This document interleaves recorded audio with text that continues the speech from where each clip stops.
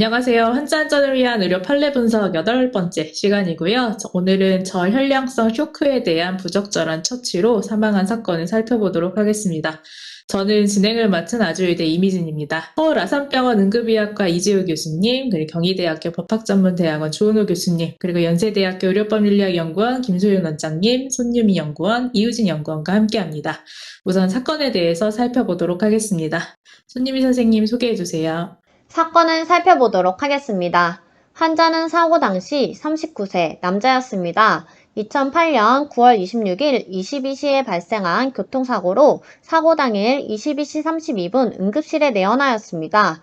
의식은 명료하였으나 흉통과 호흡곤란을 호소하였습니다. 활력 징후는 정상이었고 비강 캐놀라 산소 3리터를 공급하다가 4분 뒤 산소 마스크 10리터를 공급하였습니다. 22시 52분 맥박은 111회로 빈맥 소견이 보였고 진통제로 모르핀을 투약하였습니다. 22시 53분 CT검사상 간자상 우측 혈기운과 폐자상 우측 다발성 늑골골절, 우측 신장열상 등으로 진단하였습니다. 23시 27분 호흡은 35회로 빠르게 숨을 쉬는 양상이었으며 산소 마스크 10리터를 유지하여도 호전되는 모습이 보이지 않았습니다. 23시 47분 헤모글로빈 수치는 12.7로 다소 떨어졌으며 보호자에게 기관 내 삭간이 필요하다고 설명하였습니다. 이후 기관 내 삭간을 시행하기 전에 프로포폴 투약으로 환자를 진정시켰습니다. 9월 27일 0시 5분 기관 내 삭간을 시행하였습니다. 3분 뒤 인공호흡기를 적용하고 노큐론과 프로포폴을 투약하였습니다. 0시 12분 우측 흉부 배액관을 삽입하였습니다. 이후 0시 38분 환자의 의식은 과민하여 노큐론과 프로포폴을 투약하였습니다. 1시 8분 의식은 거의 명료하여 노큐론을 투약하였습니다. 1시 14분 환자의 움직임이 많고 과민한 상태를 보였습니다. 1시 42분 환자에게 지속적으로 근이한제와 진정제를 투약하였으나 매우 과민한 상태를 보였습니다. 1시 52분 혈압은 80에 50으로 떨어졌으며 혈액 손실 보조제인 볼루벤을 투약하였습니다. 2시 21분 수혈 2파인트 신청을 취소하였습니다. 3시 5분 응급실에서 중환자실로 이동하였고 환자는 수축기 혈압이 50대에서 40대로 떨어지고 맥박이 50에서 55회였으나 40에서 50회로 감소하였습니다. 그러자 아트로핀을 투약하고 인공호흡기를 중단하였으며 투여되고 있는 프로포폴과 노큐론을 중단하였습니다. 3시 6분 환자는 혈압이 측정되지 않았고 1분 뒤 혈압과 맥박이 측정되지 않아 심폐소생술을 시행하였습니다. 5시 40분 헤모글로빈은 5시간 전에 측정한 헤모글로빈 12.7보다 7.3으로 크게 감소하여 수혈 2파인트를 시행하였습니다. 이후 환자는 소생되었으나 6시 20분 저혈량성 쇼크로 사망한 사건입니다. 사건의 주요 쟁점은 두 가지입니다. 법원은 출혈에 의한 저혈량성 쇼크로 인한 사망 여부와 오줌 및 수혈 미시행에 대한 판단을 인정하였습니다. 쟁점 사항을 좀 더 자세히 살펴보겠습니다. 먼저 출혈에 의한 저혈량성 쇼크로 인한 사망 여부에 대해 살펴보겠습니다. 병원 측은 저혈량성 쇼크가 아닌 탈수나 조직 손상으로 혈관 내 혈장이 부족하여 비출혈성 저혈량성 쇼크로 인해 사망한 것이라고 주장하였습니다. 이에 법원은 헤모글로빈 수치 감소, 환자의 상태 변화와 CT 검사상 급성 출혈 가능성, 외상으로 인한 출혈성 저혈량성 쇼크 원인과 출혈을 의심하여 블루벤을 투여하고 수혈을 시행한 점 등을 고려하여 출혈에 따른 저혈량성 쇼크로 사망한 사건으로 판단하였습니다. 다음으로 오줌 및 수혈 미시행에 대한 판단을 살펴보겠습니다. 환자 측은 간자상으로 인한 저혈량성 쇼크가 발생되었다고 주장하였습니다. 또한 활력 징후 및 헤모글로빈 검사를 통해 환자에게 출혈을 인지하지 못하였고 수혈로 저혈량성 쇼크를 막을 수 있음에도 주의 의무를 다하지 못하였다고 주장하였습니다. 법원은 환자의 CT검사상 급성 활동성 출혈 소견이 보이지 않았다는 이유로 헤모글로빈 수치 검사를 시행하지 않았다고 판단하였습니다. 또한 활력 징후에 비추어 보면 급성 출혈에 의심되는 상황이었음에도 신속하게 수혈을 시행하지 않았다고 판단하였습니다. 여기까지 사건의 주요 쟁점을 살펴보았습니다. 이 사건은 저혈량성 쇼크에 대한 부적절한 처치로 결국 사망에 이르게 되었는데요. 원인별로 하나씩 재발 방지 사항을 살펴보겠습니다. 우선 의료진을 포함한 직원 측면에서 살펴보면 주기적인 혈액 검사를 미시행한 부분에 대해 재발 방지를 위해서는 교통사고인 환자인 경우 출혈의 증거가 없더라도 주기적인 활력 징후 측정과 혈액 검사, 복부 초음파 검사를 시행해야 합니다. 또한 정확한 신체 검진을 실시하고 이와 관련된 의료인의 역량 강화가 필요합니다. 다음으로 의료기관 측면에서 살펴보겠습니다. 응급의료진의 주기적인 전문 외상 처치술 교육 부족에 대한 재발 방지를 위해서는 주기적인 교육을 실시하는 것이 필요하겠습니다.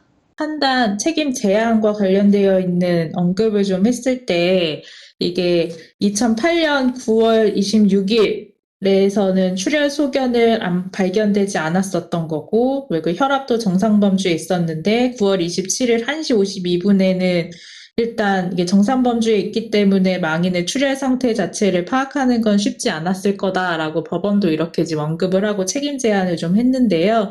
이렇게 출혈 상태를 파악하는 것 자체가 정말 쉽지 않았을 건지 그러니까 조금 좀 궁금해지더라고요. 이 사건 좀 살펴보면서 이지호 교수님 어떠세요? 환자 진행 상태를 보면은, 사실은 환자의 쇼크는 계속 진행되고 있고, 이게 일회성으로 잠깐 혈압이 올랐다고 환자의 그 출혈이 진행되지 않고 있다라고 생각하는 거는 좀 섣부른 판단이라고 생각이 되거든요. 그리고 환자가 다발성 외상으로 왔다고 하면은 환자의 쇼크 상태는 계속적으로 평가를 하는 거지, 초기 상태에서 멈추는 건 아니거든요. 특히 출혈성 쇼크는 계속적으로 이제 평가를 하는 겁니다. 그리고 이 초음파라든지 복부에 이제 간 자상이 있었다고 하면은 이게 초기에 CT에서는 간 자상이 있는데 이렇게 활동성 출혈은 아니다라는 식으로 이제 판독이 나왔던 것 같은데, 그렇다 하더라도 이거는 이동성 초음파로서 이거는 여러 번 검사를 할 수 있기 때문에 충분히 검사를 할 수 있고 그건 평가가 이렇게 돼야 되는 부분이거든요. 나중에 이제 농축적 혈구를 취소를 하는데 이것도 지금 이해가 안 되는 거라서 여러 과정상의 문제가 있고, 출혈과 관련된 부분에서 법원에서 뭔가 이게 인정 안 했다고 하는 건 약간 제가 이해가 좀 안 되는 부분이 있거든요.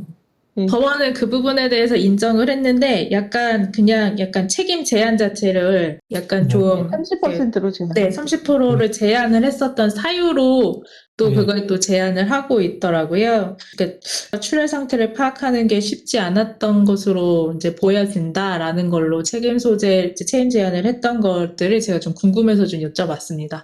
과오는 인정했는데 책임은 네. 30%로만 네. 제한한 거. 그 부분에 대해서 좀 궁금했고요. 혹시 이 사건 관련해가지고 혹시 좀 추가적으로 이제 말씀해 주실 부분들이 뭐 있으실까요?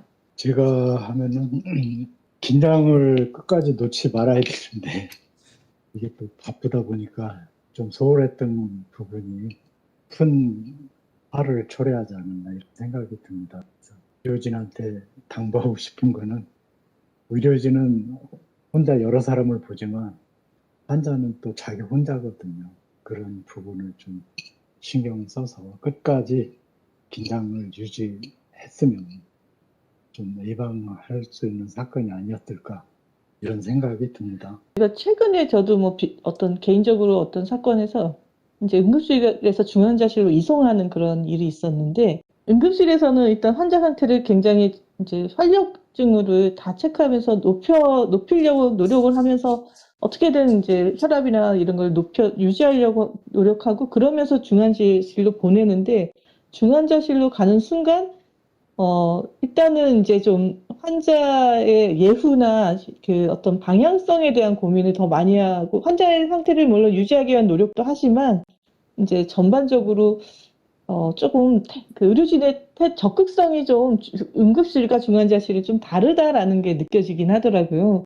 이지호 교수님 어떻게 생각하세요? 글쎄요, 뭐 제가 중환자실에서 근무를 잘 안 해서 그런데, 근데 응급실은 그야말로 이제 응급 상황에서 짧은 시간에 진료를 보는 데거든요. 음.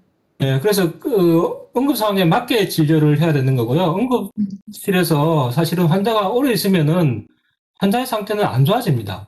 예, 응급실에 오래 있을수록 환자의 상태는 안 좋아집니다. 그래서 응급실은 짧은 시간에 그 문제를 해결하고 중환자실로 가든지 병실에 가야지 환자의 상태가 좋아지는 거고, 제가 솔직히 말씀드려 응급실에서 오래 있어서 환자의 상태가 좋아지는 거는 별로 보지를 못했습니다.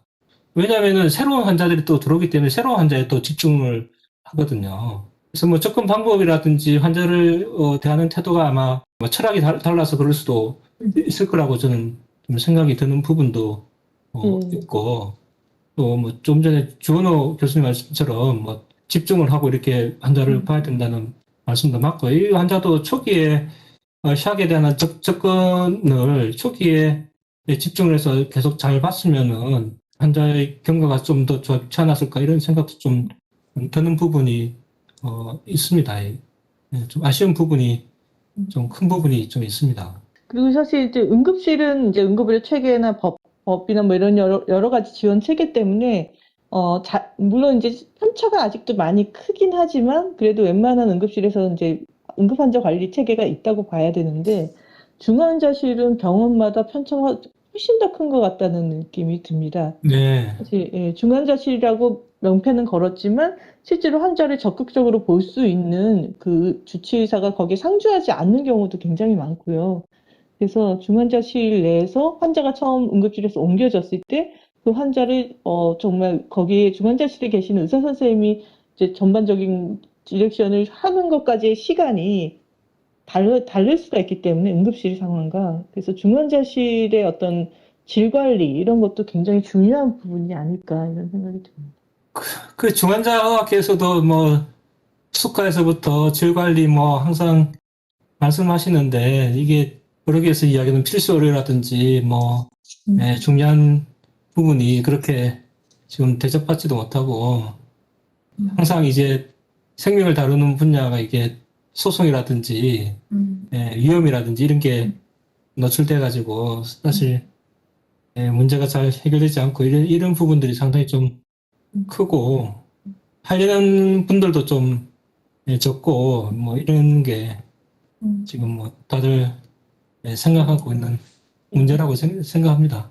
예. 그러니까 중환자실을 마취과에서 진료하시는 데도 있고 또 뭐 내과에서 하시는 데도 있고 뭐 의사 선생님은 그런데 또 중환자실에 계시는 간호사 역할도 굉장히 중요한데 중환자실이 힘들고 그러니까 이제 신참들이 들어오게 되는 경우가 좀 많고 그래서 중환자실이 진짜로 좋은 인력이 잘 배치돼서 잘 봐야 되는데 굉장히 잘하는 기관과 그렇지 않은 기관의 편차가 굉장히 큰 곳이 아닌가 그런 생각이 듭니다. 뭐 그렇죠. 중환자 간호라든지 이런 게 굉장히 경력이 필요하고 전문 영역이 필요하지 않습니까? 예, 거기에 대한 아마 또 다른 그런 어떤 뭐 경영이나 이런 부분도 좀 있을 거고요. 근데 그런 부분에 대한 어떤 정책이 상당히 좀 필요한 부분이 있죠. 예, 근데 힘들면은 힘든 것에 대한 보상이 좀 있어야 되는데 그렇지 못한 부분이 있고. 근데 옛날에 뭐 응급실 관련돼서 간호사 이야기 한번 드리면은, 옛날에 어느 병원의 응급실 간호사는 병원에서 밑보이면 보낸다고 이렇게 이야기 하더라고요. 미움받으면 가는 곳이라는 거죠. 예. 그래서 그렇게 하는데, 거기에 이제 환자들이 가고, 그런데 그 응급 환자들, 사망률이 낮아질 거라고 이렇게 기대하고, 그렇게 할 수는 없을 거 아니에요. 그죠? 응급실도 그렇고 중환자실도 못지않게 또 간호사들이 가기 싫어하는 그러니까 힘들고 뭐 이런 어렵고 물론 이제 제가 말씀드린 건 옛날 이야기지만은, 그런 게 이제 다 정책이라든지 환자들의 생명을 구하는 어떤 공간이라든지 영역인데, 그리고 전문성이 필요한 공간이거든요. 예. 근데 이제 그리고 사실 지금 요새는 병원에 이제 뭐 코로나 때문에 그 보호자가 많이 못 가지만 응급실은 보호자가 반드시 옆에 있게 되니까 보호자가 옆에 있어서 이제 의료진들도 조금 더 경각심을 갖고 진료를 하는 수가 있는데 중환자실은 사실 보호자들 면회 시간이 딱 그 정해져 있지 않습니까? 네. 그 외의 시간에는 그 중환자실 내에서 어떤 일이 일어나는지 사실 환자가 뭐 이제 의식이 없거나 그런 경우도 많기 때문에 굉장히 좀 어떻게 보면 의료진들만의 어떤 영역이다라고 볼 수도 있어서 그런 측면에서도 또 감시가 좀 안 되는 면이 있을 수도 있겠다. 그런 예. 생각도 듭니다. 네. 제가 미국의 어느 병원 갔더니 거기는 보호자가 상주하더라고요. 중환자실에서요? 예. 근데 미국은 또 환자 없는 병원도 많지 않습니까? 그러니까 뭐, 그, 체계라든지 이런 것들은 또 그 사회 내에서 협의라든지 뭐 이런 게 좀, 예, 따라서 다른 것 같아서.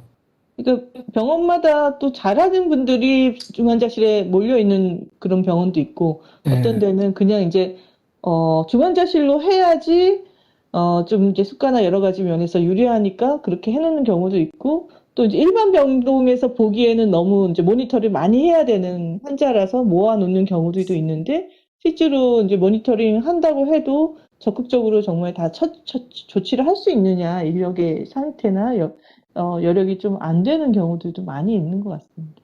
혹시 이 사건 관련해서 추가적으로 더 말씀해 주실 게 있으실까요? 없으시면 이번 사건은 여기까지 다루도록 하겠습니다. 감사합니다.